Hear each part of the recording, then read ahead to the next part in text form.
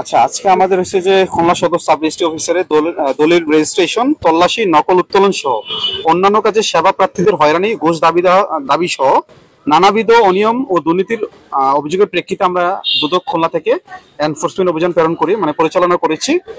পরিচালনা করে আমরা বেশ কিছু অনিয়ম পেয়েছি। আমরা পুরো অফিস তল্লাশি করেছিলাম, করে এখানে নকল নবিশ রাসেল শিকদার, ওনার ব্যাগে আমরা প্রায় 70,000 টাকার মতো টাকা পেয়েছি, এবং সেটা উনি প্রপার ব্যাখ্যা দিতে পারেননি। উনি বলেছেন বিকাশের ব্যবসা করেন, বা আমি আসলে উনি আসলে যুক্তিযুক্ত কোনো ব্যাখ্যা দিতে পারেননি। তারপর আরেকজন নকল নবিশ আছেন যিনি মিতা, তার ব্যাগে আমরা বেশ কিছু ব্যাংকিং ট্রানজাকশন যে করে সে ডকুমেন্টস পেয়েছি, এবং সেখানে প্রায় 12 লক্ষ টাকার এফডিআরও পাওয়া গেছে। সেটার ব্যাখ্যা উনি এখনো দিতে পারেনি, উনি বলছেন দিতে পারবেন। আমরা তাকে সময় দিয়েছি, উনি হয়তো বা 2-1 দিনের ভিতরে আমাকে রেকর্ড সরবরাহ করবেন। মজার বিষয় হলো রাসেল সিকদার নামে যে নকল নবিশ আছে, তার একটা বিকাশ অ্যাকাউন্টে এখানকারই সহকারী রেকর্ড কিপার দীপক কুমার ব্যানার্জি গত 1 মাসে দেখলাম যে তার অ্যাকাউন্টে এই বিকাশের মাধ্যমে বেশ কিছু টাকা উত্তোলন করেছে। সেটার ব্যাখ্যা উনি পরিপূর্ণ দিতে পারেননি। এছাড়া এখানে দালালদের দৌরাত্ম্য দেখা গিয়েছে। আমরা যখন এখানে ছদ্মবেশে এসেছিলাম তখন আমরা 2জন নকল নবিশকে পেয়েছি, যাদের আসলে এখানে কোনো ধরনের নিবন্ধন নেই, অফিসিয়াল কোনো ম্যান্ডেট নেই, কিন্তু এখানে ওনারা বিচরণ করছে এবং দলিল উত্তোলন করতে বা নকল উত্তোলন করতে সরকারি যে ফি, তার অতিরিক্ত ফি দাবি করছে। তো আমরা সার্বিক বিষয়ে আমরা জেলা রেজিস্ট্রার মহোদয়ের সাথে কথা বলেছি।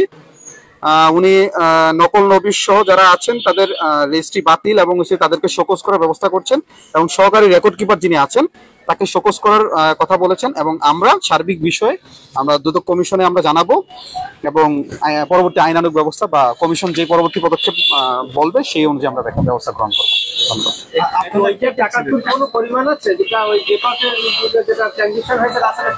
রাসেলের সাথে প্রায় 12,000 টাকার মতো আমরা দেখেছিলাম ট্রানজাকশন হয়েছে। একদিনে না, একবার 6,000 টাকা দেখেছি। 1 মাসের ভিতরে বেশ অনেক টাকা ট্রানজাকশন। এখন একজন সরকারি অফিসার তার নকল নবিশের অ্যাকাউন্টে কেন ট্রানজাকশন করবে, এটা তো আমাদের কাছে একটা সন্দেহের উদ্রেক করা। কলমের যে দাগ, চিকুন, মোটা, এই নানা বিষয় আপনাদের কাছে ধরা পড়েছে।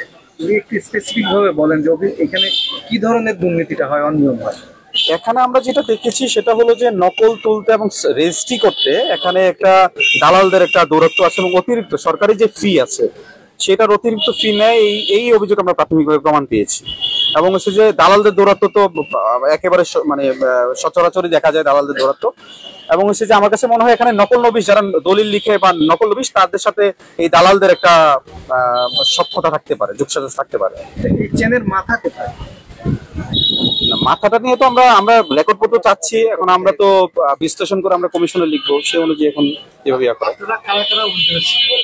আমি রকিবুল ইসলাম, আমি দুদক সজাকা খুলনার অ্যাসিস্ট্যান্ট ডিরেক্টর। আমি আজকে অভিযানের টিম লিডার হিসেবে ছিলাম।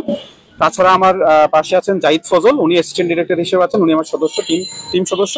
এবং দুজন আসছেন, একজন শামীম রেজা ডিএডি এবং আরেকজন আশিক, উনি ডিএডি। আমরা 4 জনের প্রেক্ষিতে অভিযান করছি। Thank you.